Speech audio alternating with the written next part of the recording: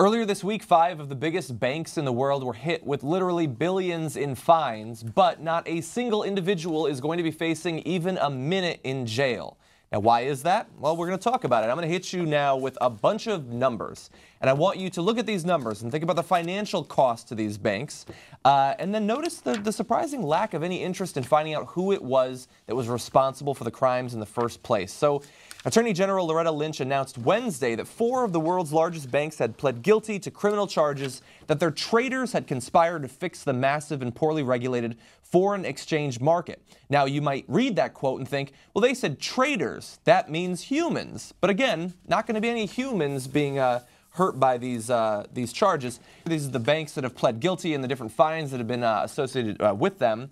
You're seeing some large numbers there by our standards, probably not so large by the standards of banks that make literally tens of billions of dollars in a single year, but it's a little bit of money at the very least.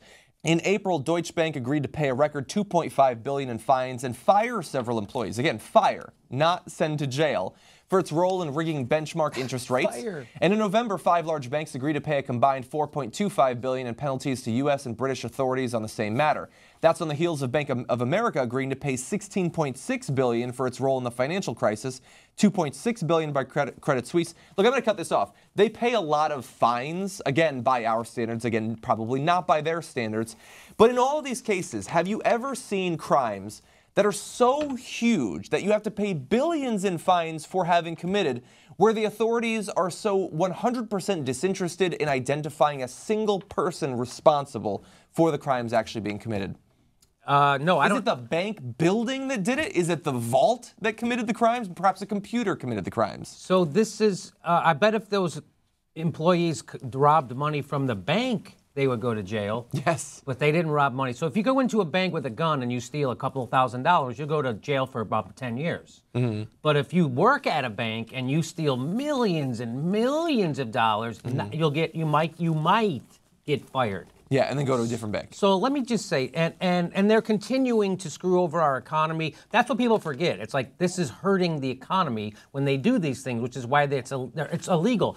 Almost nothing is illegal anymore in banking, yet they're still finding ways to be criminals, right? Because they're all criminals. And I said this to my brother, who's the vice president of White Castle, about 4 years ago. We were having a conversation. I go, well, this is before all the bankers were criminals. And he just laughed. He laughed that naive laugh of a white-collar executive who's out of touch with reality and doesn't know anything except how to make hamburgers, right? So that's good hamburgers, to be fair. They are. I love them, right? Yeah. I love them. I like any hamburger you get out of a drawer.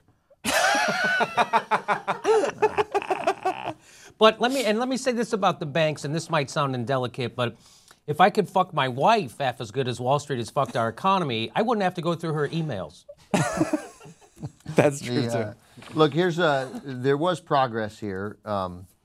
This is an actual first time ever that an big American financial institution has pled guilty to criminal charges. This is from Slate, Jordan Weissman's piece in Slate. He says, promisingly, Bloomberg reports the Justice Department still considering bringing charges against some of the individuals involved in the foreign exchange scheme. That's what these most recent fines were for, and the criminal plea by the bank. Even if the targets of its investigation turn out to be relatively low-level traders, it would still demonstrate, this is a great line, some determination to treat blatantly criminal activity as blatantly criminal activity. Some. And then he points out, we're talking about a group of conspirators that had the gall to call itself the cartel.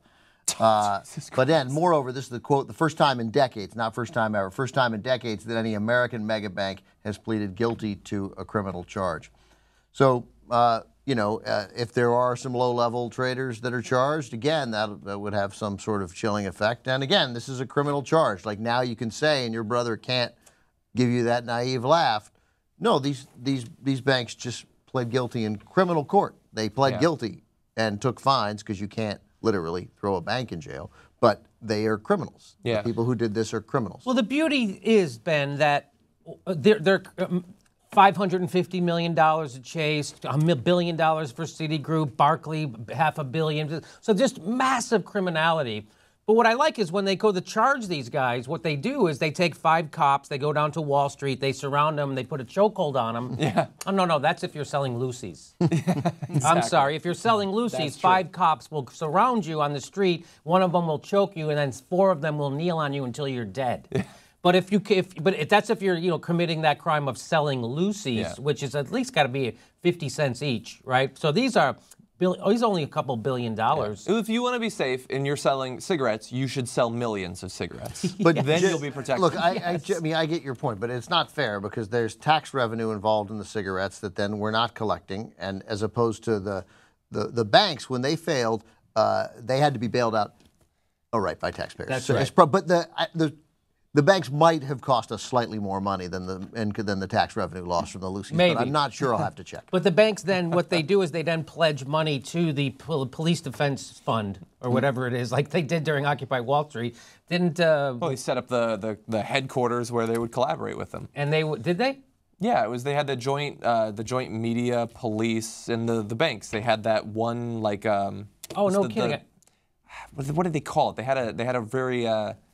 Really? 1983. Like a command central kind of a thing? Yeah, like a command center sort of thing, the brain or whatever. Yeah, so then what they do is they take money, efforts. they take some money, a bunch of money that they got illegally from doing criminal activity, they give it to the police who are supposed to enforce the laws, but they don't. What the police do is they turn their back on the Constitution in favor of the money they just got, and then they go crack the heads of peaceful protesters. Yeah. That's what happens, right? That's how America's supposed to work, right? Mm-hmm. Yeah, and I hope... So anytime I follow the rules, anytime I pay my taxes, anytime I'm driving the speed limit, I feel like a sucker. I feel like a sucker because the people who are not only running this country, but running our government, but running the entire economy of the world are all criminally corrupt. Not a little bit. The LIBOR scandal proved us that bankers, international bankers, are rigging the price of everything. Because when they rig the interest rates, the interest rates affect everything. They said over $500 trillion in economic activity. So what that means is that bankers are now rigging the economy and rigging the price of everything, and it's in their favor. So they're all criminals. They're all corrupt. They're too big to fail. They're too big to jail. And you won't hear Hillary Clinton say we need to break up the big banks because she's one of them. She helped them become bigger. And that's what's wrong. And when we have Jeb Bush against Hillary Clinton, everyone's going to know the system is rotten. And then we're going to have more protests. And then the banks are going to give more money to the cops to go crack the heads of peaceful protesters. And we're going to have this same goddamn argument over again with bootlickers defending the criminal cops who are defending the criminal bankers.